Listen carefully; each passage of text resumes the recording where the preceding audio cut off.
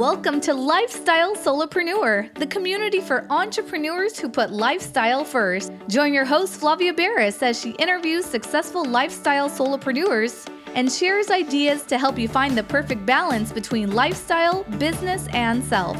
Flavia is an attorney, marketing expert, and founder of several online academies. She's been featured in major media, including BBC World News, The Wall Street Journal, The New York Post, ESPN Television, and more. Join us for this episode of Lifestyle Solopreneur.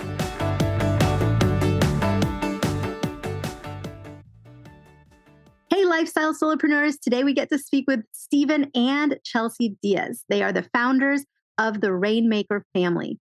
This past year, they ranked number 148 on the Inc. 5,000 list, a list of the fastest growing privately held companies in America. They're also number 2 in the category of education. This power couple is making a major impact in the online learning space while pioneering a family-first model of entrepreneurship. Authors of an Amazon bestseller, The Family Freedom Challenge, their program has helped a new family cross the 6-figure mark every 14.2 days.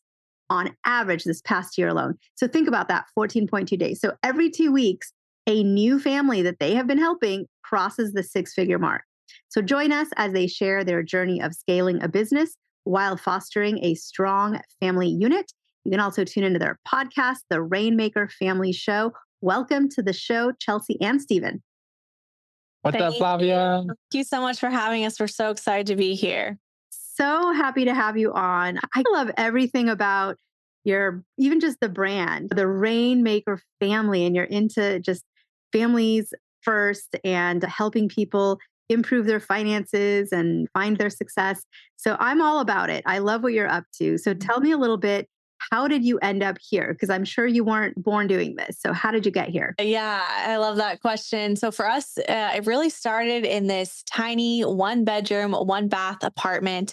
And there is this black, rickety old spiral staircase that we would walk up every single morning when we were newly married. We got married super young. And upstairs in that little loft space where Steven's very tall, he could barely fit in as he was going up the stairs. And that was our first office together. We jumped right in after college into a service-based business. We were actually in the wedding industry. We were wedding photographers. And in that little office, I feel like there's just something in our souls and our spirits of just, there has to be more. And we loved our jobs. We loved the legacy piece of it and serving couples and playing an important piece in their wedding day. But just, we were trading time for money. And I don't know if any of your listeners are in that space where you just feel like your income can be capped very quickly. And we were finding ourselves during our winter season, the slower months in November, December, January, that was what we would call our winter season. Things were slower, finances weren't coming in. And we were just in a season of burnout. And we noticed that our friends and family stopped calling us. We were overextended, overworked.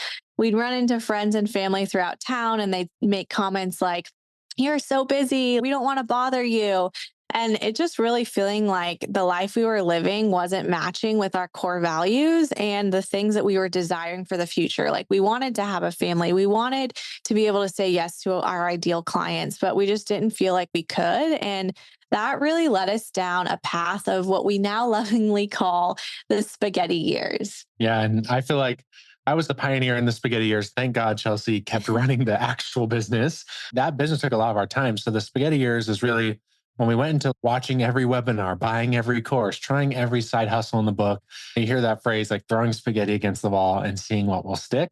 That was us. And I think I prided myself back then in being the serial entrepreneur and having all these businesses. But looking back, it just added more time and more stress to our plate. So we were just caught up in the hustle, doing all the things and just getting more and more overextended. And the problem was not that those side hustles didn't work. It was that all of them worked just enough to keep us invested in them and our time in them. But we use a lot of gardening analogies in Rainmakers. And if you think of a garden, you only have so many nutrients that are going to your, let's just say, your strawberries, right? And if you're getting spread really thin, you're going to grow really tiny strawberries. And sometimes you need to cut off some things so nutrients can go to the right strawberries to grow the best, biggest strawberries. And that's what we really had a realization in that season that we needed to trim some things. We need to think smarter, and we need to look for more. Honestly, we started looking for passive income, right? That was a key trigger word in that season, like a hot word on the internet. And so we're like, ooh, passive income. That sounds amazing. We don't have to do anything. Yeah. So we started really chasing the mythical unicorn of passive income. And we really stumbled upon something that has been not 100% passive, but it's been very leveraged. And I like that word a little bit better because it's more realistic. It wasn't just turn a button on and money started flowing to us. But we discovered a way to actually start to supply some of the products to Amazon's warehouses. We have 90 million Prime subscribers in America, and people are buying products from Amazon. They don't really realize where those products are coming from, who supplies all those products. And so we found a way to actually be a supplier of those products to the warehouses, really meet the demand of how Amazon was rising, and really get paid to let Amazon do the heavy lifting of all the shipping and the customer support. We just had to supply the products. And so that's something we honestly stumbled into. We can go more into the story, but our aha moment, maybe I'll pass it back to you, Chelsey, because I feel like this was like, I was nerding out on the Amazon thing. So if you ask Amazon questions, I'll probably be the one to answer them. But Chelsey was keeping the wedding business running. And we had still a pretty busy season. At this point, we're probably selling, we're 6 months to 9 months into Amazon. Yeah. And we were at a wedding one day. And Chelsey tells this story best. Yeah. So I talked a little bit earlier about like those winter months where we were burnt out, overextended. And every single winter season, I feel like I felt like the weight of the world on my shoulders. I feel like women, especially, we want security and financial stability. And it was just like every winter season is that even possible for our life? And so Stephen, through those spaghetti years, I was like, I knew that he was onto something, but I didn't really understand it. And we had been doing this whole Amazon thing for a while, but it was like the next summer that we were at a wedding. It's probably 110 degrees out. And as a wedding professional, you get probably like a 10-minute break during dinner time where you can go eat dinner as quickly as you can. And then you're right back at it, photographing the couple. And I just turned to Stephen. We had just sat down to eat our dinner, and I just turned to him and I said, let's just check and see how much money we made on our Amazon business today. And so he pulled out his phone, and to my surprise, this is where like the aha of all aha moments happened. And we had actually made more money on our Amazon business that day than we did photographing the wedding. And for me, it was like for the first time in my entrepreneurial journey, I felt like that weight was actually lifted. And as I think back to that moment now, I realized that weight that was lifted for our family and what Amazon was able to do for us, and the freedom and the leverage and the more time, like we are now helping others step into. And so it's just like this powerful moment of, okay, this is something that I want to go all in on. And now I say that was the moment for me where I became the Amazon evangelist just as much as Stephen. That's amazing because you're sitting there like scarfing down dinner as quick as you can so you can get back to work. Your feet probably hurt because I'm sure you were on your feet like all day long. And you're like, wait, there's this other business where we spent zero time today because we've been here. Yeah. And it financially actually was doing better for you than this. Plus, it was the two of you working. So it's like your Amazon business in that day as like this one thing made as much as two of you doing this wedding. Yeah. Yeah. I love on your site, you say like it was a full-time income with part-time work. It was very much that like realization of, wow, this is what leveraged income looks like, where we did put work in to get it to that point. It wasn't just overnight, but it was like now we had built something that's running like pretty much without us. And at that point, we were just, checking inventory, keeping it in stock. But Amazon was doing all the shipping to the customers. If they had returns, Amazon would handle them. We were just leveraging this billion-dollar company and all their systems, but doing it from our laptop after work while watching Netflix. That is amazing. How do you help other people do the same thing? Because I'm sure that you've met a lot of the people you coach and your students who weren't necessarily working as photographers. I'm sure that there's lots and lots of different paths that they've followed to get to you. What's like your typical student mix? And what are some of those stories of people you've helped? Yeah, like Chelsey said, as soon as we really had that big aha moment, we were like, we need to go all in on this. Now, weddings, people plan these things out like 2 years. So we had a slow exit from the wedding world. But as we were doing that, we started to build up the Amazon business. And we just started telling people because we were so excited. So we started with our wedding friends. Hey guys, like we're doing this thing. Who wants to do it during the off season? We told our family. So my mom was like, teach me how to do it. And so honestly, we weren't planning on really teaching, but I feel like when you find something that's really good, you're like, I found the antidote to this poison, right? You're like, I want to share this. And so that was very much our heart in the beginning. Is just like, I created a free Facebook group. I was like, whoever wants to learn, I'm just going to document what we're doing. I want to see other people do it. It helps me learn it better to teach you guys how to do it. And we had really in that season, two people really lean in. We had my mom lean in, and she launched 2 products on Amazon. And then we had a gal named Sharon who was in the wedding world as well. We didn't know her. She was just like a random connection through one of these wedding Facebook groups, but she went all in, and she was a nurse at the time. She was overworking. She had one daughter at home, young baby at home, and wanted to have more kids, but it was just, I don't know if I can do it with the amount of work I'm putting in as a nurse. And her husband was a wedding videographer. And she really went all in it. And it was probably 2 or 3 years that she really built this business up. But she built it up to doing over $100,000 a month, multi like 7-figure brand on Amazon. And just seeing her early success when she hit her first $100 day, $1,000 day, $10,000 day, that is really where we started to see, whoa, like this, we have something here. And I think what drew us to weddings was that legacy piece of we get to be creative and capture something that lives on for generations. And when we started to get postcards in the mail from people like Sharon and other people, as we started to spread this message of what we now call the Rainmaker method and get postcards in the mail, we were able to buy our dream house. We were able to take extra family vacations this year, make more family memories.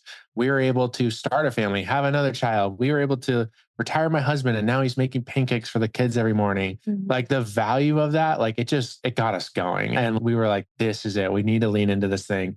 And ultimately for us, it helped us start a family because we were dreaming about starting a family. The wedding business was really our baby. It was keeping us up at night. It was taking all our weekends, but this really allowed us to start a family. We now have 2 awesome young boys, and we spend Saturdays at farmers market, and Saturdays still feel magical to this day because we worked for 10 years every Saturday at weddings. And it's like just this magical day. We always are just like having vacations every Saturday with our family. And it's a blast. So yeah, that's really like the ideal person that comes to us now. They're typically, I would say 50% of we call them our rainmakers. They are working moms, and they are really wanting to be there more for their family, wanting more time flexibility, financial flexibility. They're not product inventors or have a product already. A lot of the people that come to us, we teach a way to find what Amazon needs in their warehouse and then just supply that demand. So it's not about being super creative or anything like that. It's really about honestly looking at data of what's happening on Amazon and then filling that need. Just loving the story because just the fact you got your Saturdays back, just that like little piece alone, I get that. Like that's magical for you as someone who both of you are working.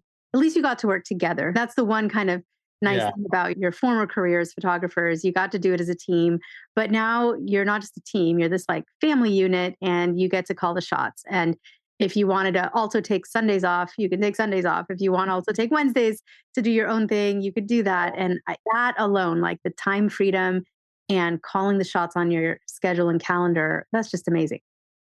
Yeah, totally worth it every Saturdays. I think I wake up and I'm like, this is so cool. Like the feeling, the freedom, the flexibility. I don't think that will ever go away on Saturdays. So a lot of people listening might be asking themselves, yeah, maybe Amazon is saturated, because there's a lot of these things that are new and exciting and interesting and ways to become an entrepreneur of some kind, start a new business, and then the trend dies or too many people jump in or whatever it might be. I know people who've told me, oh yeah, I wanted to start a shop that sold X, but then all of a sudden there was like 20 in each town and it just no longer made sense. So is there still like room and opportunity for people to get involved in becoming sellers on Amazon? Yes, absolutely. I think Stephen can go more into the numbers and the nitty gritty as far as like how many people are currently shopping on Amazon. But I just really believe like the day and age that we live in with internet marketing and people going more online, there is so much opportunity specifically on Amazon and to start a business. I think people get stuck in decision fatigue and then they don't make a decision at all. It's, oh, I've had this dream for years to start this thing. And then when you find out like, oh, it doesn't work out anymore, it almost becomes like that. Oh, wow. Like this person made that decision for me. So I don't have to like choose to step into something new or scary. And I think there's no better time than now to step into a business opportunity to create extra income, time freedom.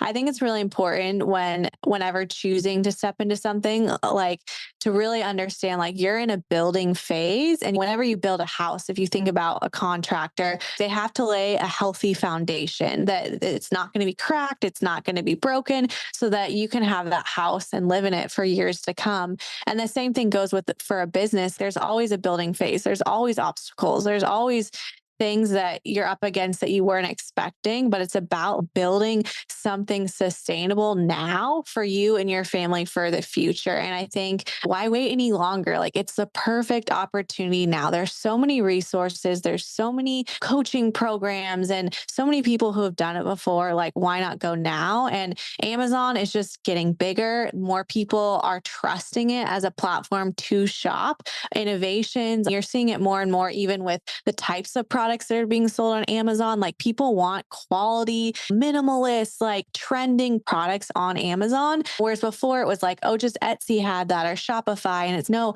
people are going to Amazon as a trusted platform that's fast. And the bonus points on that, you're supporting so many families on the platform that are just leveraging it. So I think Stephen can talk more about the stats. Yeah, like I don't have super updated stats, but we have been tracking this since we started Amazon in 2017. And basically, if you combine all the top retailers in the world and you put them on a team against Amazon, Amazon's still winning when it comes to like Wow. sales. Like overall, half of all online sales happen on Amazon. So it's one of these things that, see, I do hear that thought of, is it too saturated? But I think it's so much bigger than people realize. Yeah.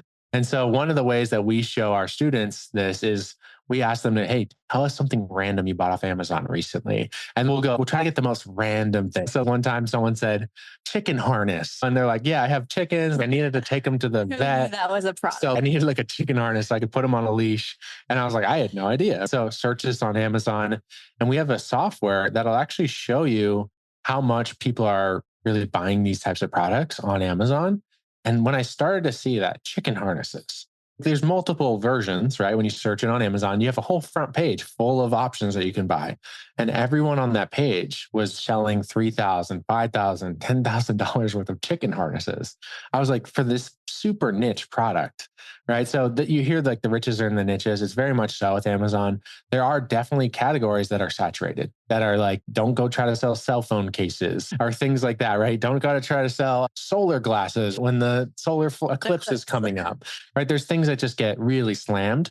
But where our students really succeed is in those like micro hobbies. It's like that thing that you're into that like no one else is into, but like the people that are into it are like fanatical about it, right? It's sourdough. Now sourdough is pretty trendy, but like pre 2020, like that was a niche, right? And then we have multiple students doing 6 figures selling sourdough accessories right now. Jars, bread baskets, bread bags, those little, I don't know, what do they call those things? Sconks. I forget what they're called. The term. The little knife tool thing.